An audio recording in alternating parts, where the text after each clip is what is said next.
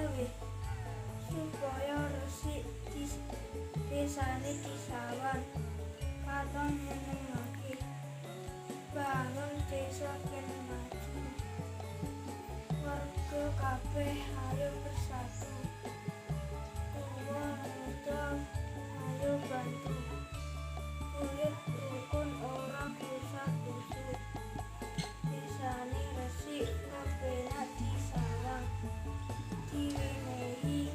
lampu terang sing